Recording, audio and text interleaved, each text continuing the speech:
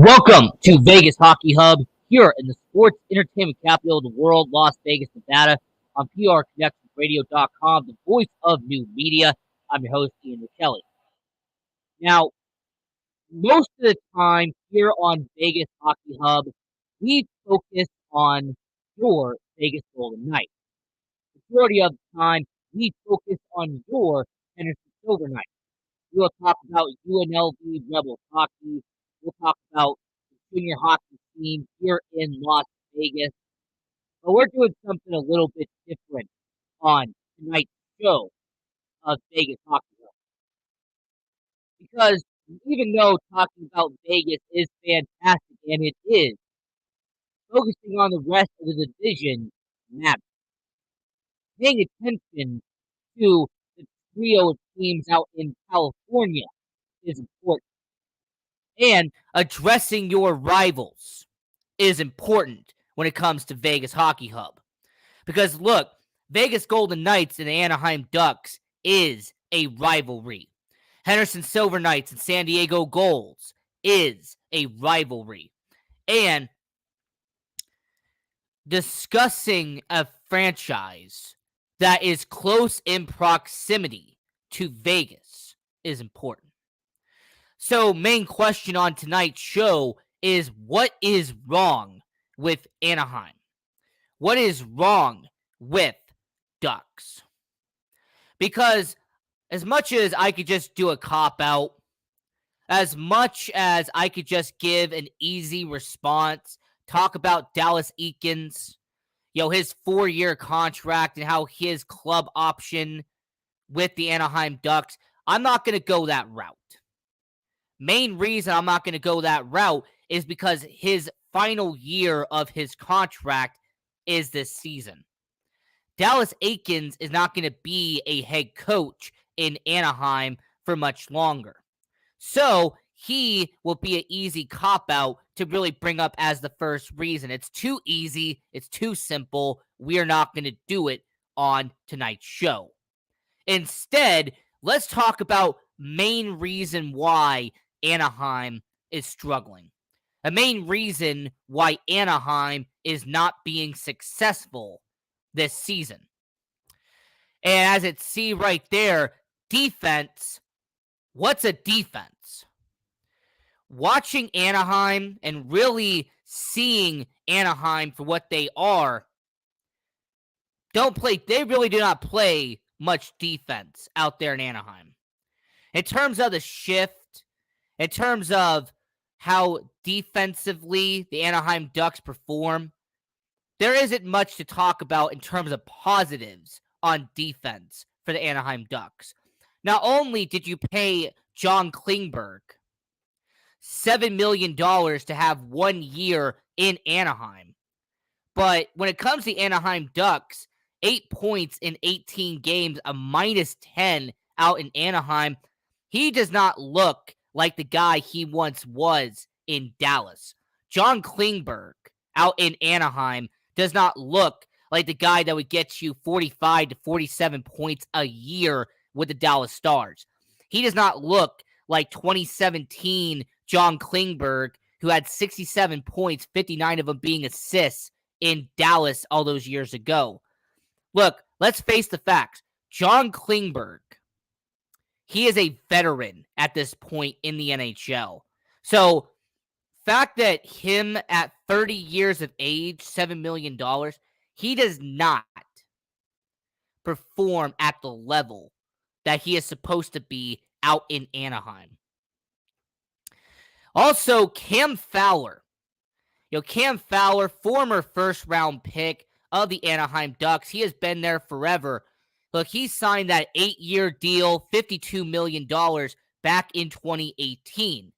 The problem is that Cam Fowler at this point in his career is not living up to that contract. Cam Fowler has slowly been progressing every single year, and now he is taking a step behind.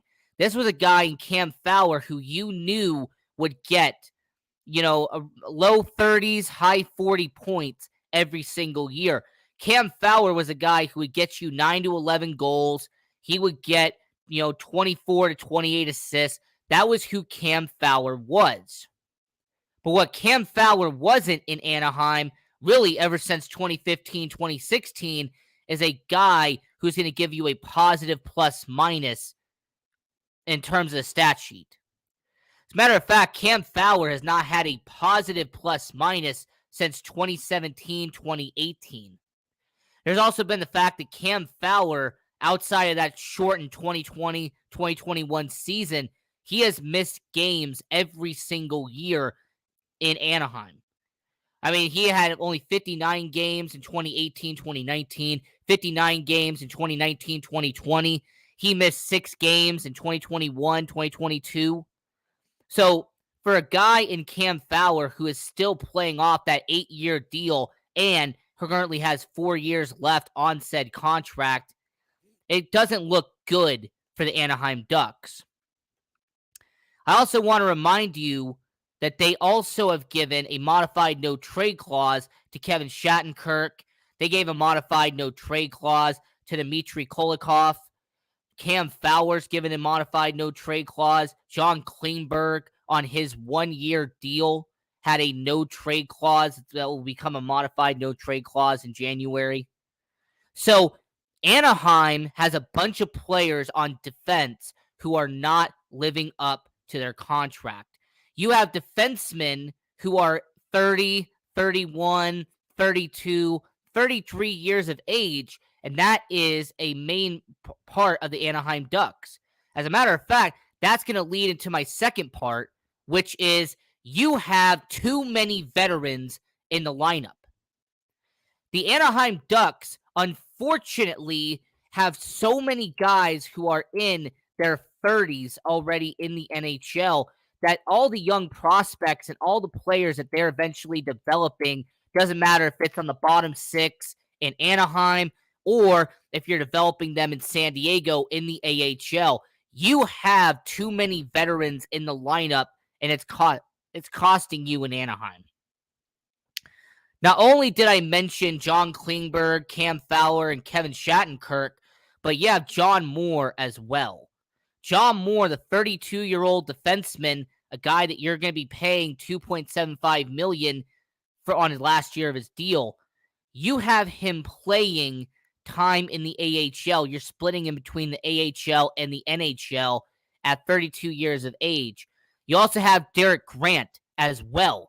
This is a 32-year-old who you're having on your bottom 6 out in Anaheim. You gave him that 3-year deal at the beginning, but he's only had 2 points in 11 games this year. So when you're mentioning Anaheim, there is plenty of veterans on the roster and plenty of veterans in the lineup that are not living up to contracts. They are not performing at the level that you expect them to be. And 2 veterans that definitely are not living up to it is Jacob Silfverberg and Adam Henrique. Adam Henrique has been part of the Anaheim Ducks for a long time. Adam Henrique has been in Anaheim for 6 seasons. And once again, if he was performing at a 40 to 45 point pace like he normally does in his career, I would be fine with it. If Adam Henrique was performing like he did this past season, getting 42 points in 58 games, it wouldn't be a problem. If he was getting, 18 goals, 19 goals like he normally does, there would be no problem. Okay, I'm not expecting Adam Henrique to have a 50-point season back he did in 2015. I am not expecting Adam Henrique to hit 30 goals at this point in his career in a single season. But what I expect from Adam Henrique is more than 10 points in 17 games this year. What I'm expecting from Adam Henrique is more than 4 assists in 17 games. There's also the same Adam Henrique who, once again, has not started a full 82-game season since 2018. He has missed action in 2020. He missed some action in 2021. So Adam Henrique If he could play a full 82-game season, maybe he'll get to the 40-point mark, but he hasn't shown that this season. And Jacob Silverberg, man, what is going on with Jacob Silverberg? This was a guy who was getting 40 to 50 points every single season in Anaheim. He was consistently, back to 2014 all the way until 2019, he was consistently averaging 40 to 50 points a season ever since being traded from Ottawa to Anaheim. These past 3 seasons for Jacob Silverberg has been a decline every single season. He only had 8 goals and 16 points in the shortened 2020 season. He had 5 goals and 21 points in a 2021 season where he missed 29 games. And now this season, he only has 4 points in the first 18 games of the Anaheim Ducks season. Jacob Silverberg right now is not even averaging a point every 4 games out there in Anaheim. The reason why this is a big deal is not only do they give him a 12-team no-trade list, but Jacob Silverberg has 2 years left on his deal that he signed back in 2019. He signed a 5-year deal worth $5.25 million per year. Now, if you're not even an Anaheim Ducks fan, if you're just a hockey fan in general, answer me this. Would you pay a guy $5.25 for 4 points in the first 18 games? Would you? Would you pay a guy that much money? Because I don't know if you would. I don't know if you would pay a guy to average a point in every 4 games. He averages a point. Like I said, 4 points in 18 games. Actually, as a matter of fact, that's less than a quarter. That's like 0.24. So Jacob Silverberg, by the way, he already missed a game this year, by the way. So he's not gonna play all 82 games. He already missed a game. So Jacob Silverberg is an example of a veteran you have in your lineup that is costing you time out in Anaheim. So Jacob Silverberg is having a problem. John Klingberg, who I mentioned earlier, has not stepped up as an Anaheim Duck. He's not living up to what he did in Dallas.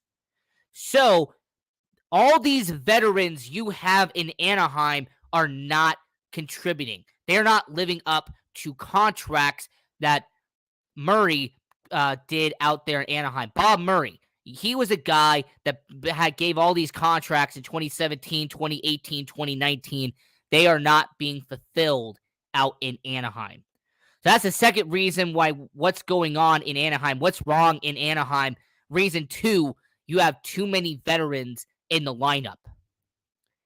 Now, another reason why Anaheim is struggling, another reason why something wrong is going on in Anaheim is the John Gibson problem.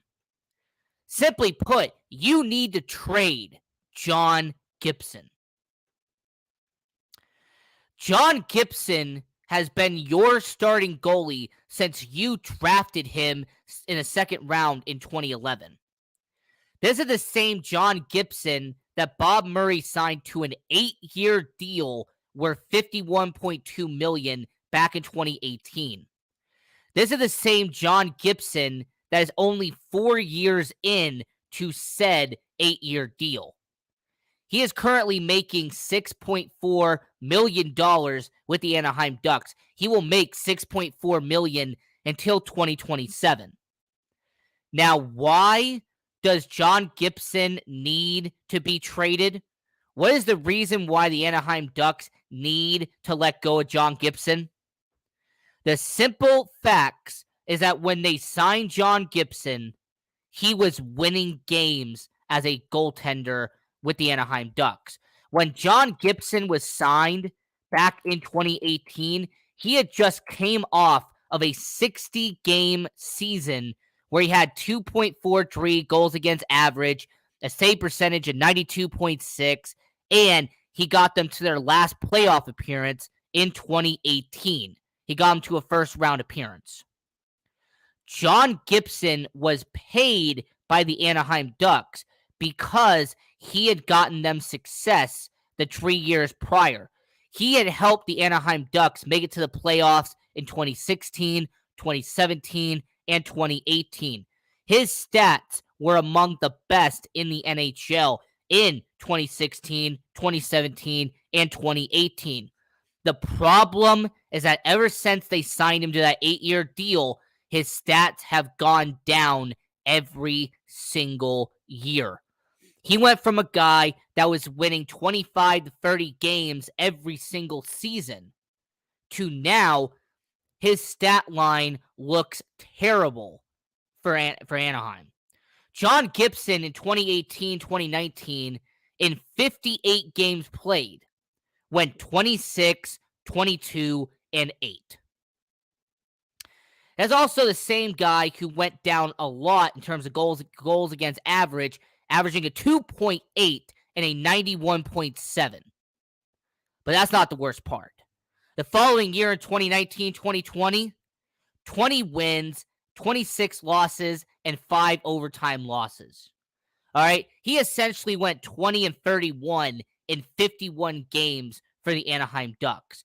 He also hit a goals against average of 3 and a 90.4 save percentage.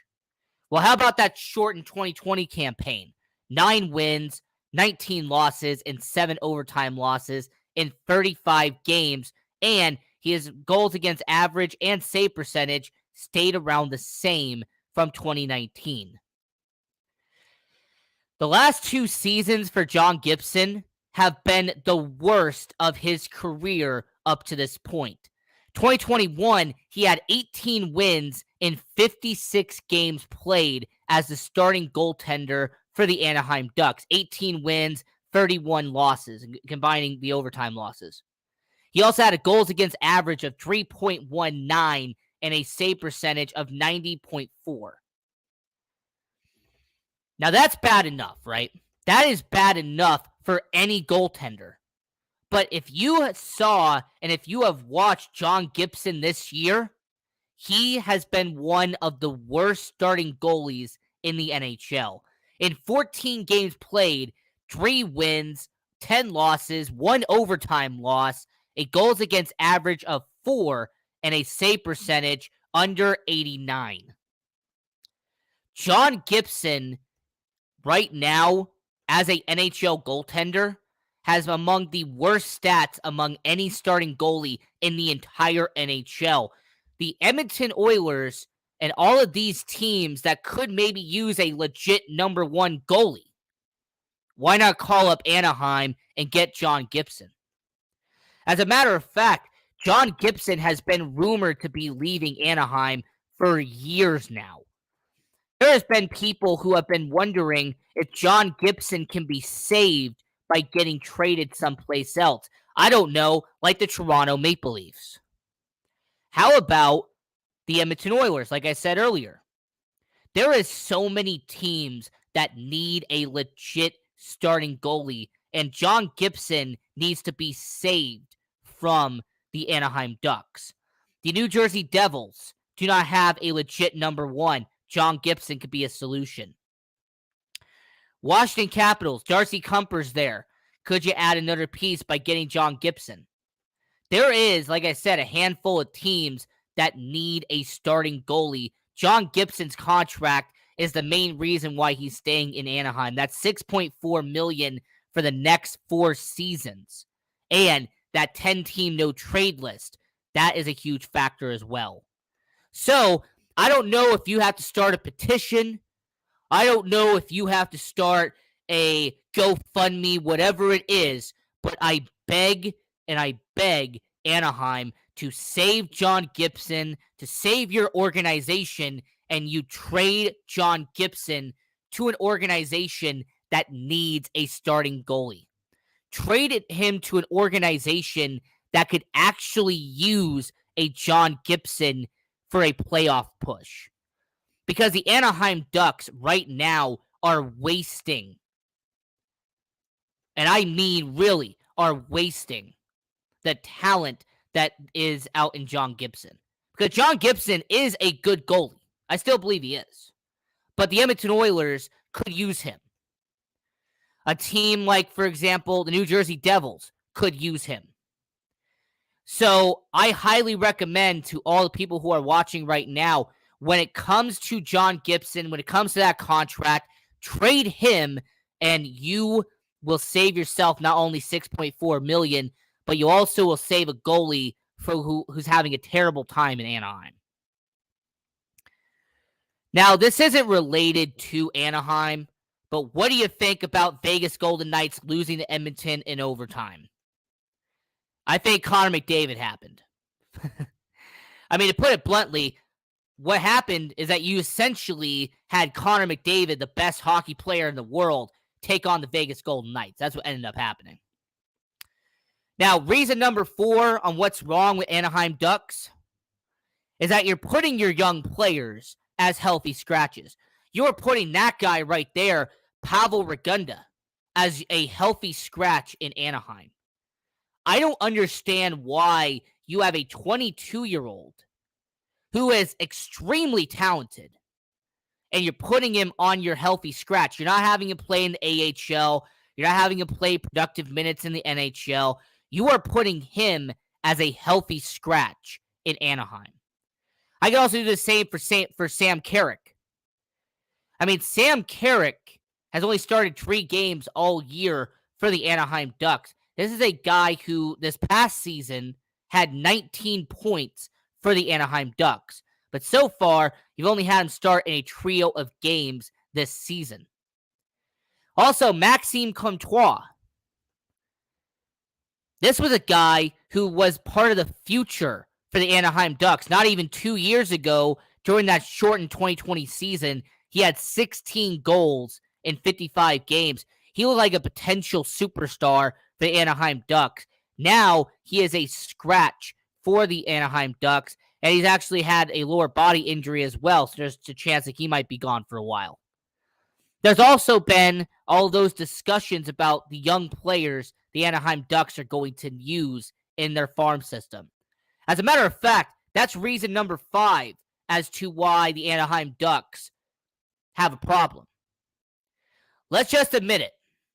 The Anaheim Ducks, yes, you have the 3rd best farm system in hockey. All right? You have one of the best upcoming talents in hockey. I love what the Anaheim Ducks have done with Trevor Zegras. I am a fan of Troy Terry. In fact, to me, Troy Terry has already become the best player in Anaheim at 25 years old.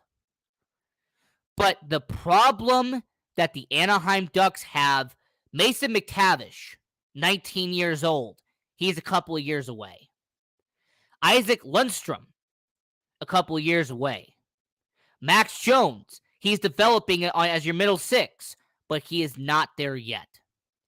Majority of the top prospects and majority of young talent Anaheim currently has in your system are not ready yet.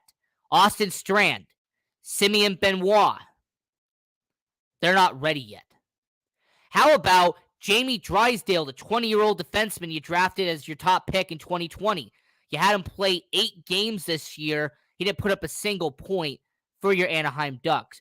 So when it comes to Jamie Drysdale, he is an example of being a few years away. He's only 20 years old, so I'm not going to get upset with him. But he is not ready to become your top defenseman in Anaheim. He is not ready to become your number 1 yet, but eventually he's going to be. And even in your farm system, Axel Andersson, 22-year-old Swede that you have in the minors, he is a player that is in San Diego. I've watched him play live. He has talent, but he's not ready yet to be in the NHL. Lucas Doskel, your 22-year-old goaltender who I actually saw live. He is an exceptional goalie, but so far, he has not really been given a chance to play enough games in the NHL to get his feet wet, to get a cup of coffee, to get a chance in the NHL. How about Oli Erikssonek, who was a goaltender you drafted back in 2017? He has not even played a single game in the NHL. I also want to keep in mind, he is 23 years old. He came from Sweden. So Anaheim Ducks have a situation where you have two goalies in your farm system that could replace John Gibson, could replace Anthony Stolarz if you end up letting go of two veterans in net. You have options there. In your farm system, you have Ben King, you have Hunter Drew, you have Jacob Perreault, Braden Tracy. Anaheim has talent. They've had talent for a while, but you don't have them be ready yet. They are still 3 to 4 years away. It's not the 2022 Anaheim Ducks that are ready. It's going to be the 2025 Anaheim Ducks that eventually Jamie Drysdale is going to be an elite defenseman, or it should be elite defenseman. Troy Terry is not only going to be in his prime, he is going to be your leader in Anaheim. Trevor Zegras, when he eventually gets to 25 years old, 26 years old, he is going to be one of the best shooters in hockey. Mason McTavish, by that point, he will be 24 years old, 25 years old. He will become a top 6 center for the Anaheim Ducks. He will be one of your best options. Hey, I have heard people say maybe there's an opportunity for him and Zegras to be on the same line. Yeah, I agree. Zegras and McTavish would be an excellent pairing to have. But the problem is going to be, are those guys going to be given the time to develop properly in Anaheim? Will those players be able to actually improve and get better in Anaheim? That's the question. And the last reason as to why the Anaheim Ducks are not ready, the reason why there's something wrong in Anaheim is that you are injury prone, and this season has shown it. Not only did Maxime Comtois get a lower body injury in Anaheim, you also had Derek Grant, your veteran, who already suffered a upper body injury. You have Jamie Drysdale, your shoulder injury. He'll be out for half a year. How about John Moore, who had a concussion, and you don't know when he's going to play? There's also been all of those problems that have been developing with your players out there in Anaheim. There have been players who have been injured. They were put on injured reserve, and then they got taken off at some point. How about Jacob Silfverberg and his leg injury?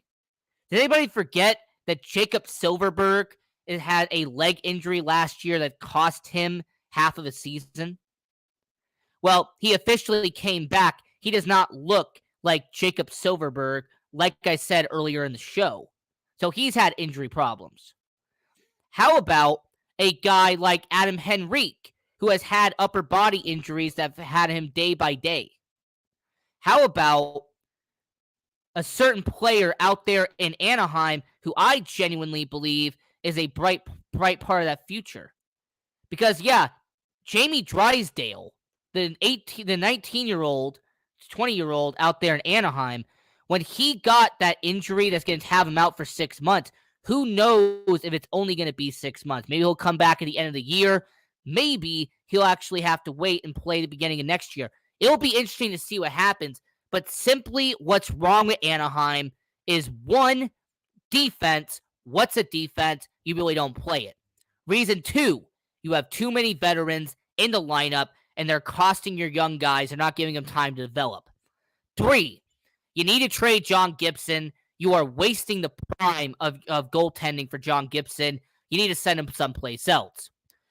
Reason 4, you're putting your younger players as healthy scratches, and that's doing nothing but costing them time on the ice. It's costing them time to play. Reason 5, your top prospects are 3 to 4 years away. The 2025 Anaheim Ducks look great. The 2022 Anaheim Ducks do not. And reason 6, you are injury prone. So this was an episode of Vegas Hockey Hub. We're going to have an episode about why your Vegas Golden Knights are going to win the Stanley Cup. So stay tuned for that one. Until next time, I'm your host, Ian Rickelli, and continue watching junior hockey. Support hockey. Go Knights, go. Have a good one.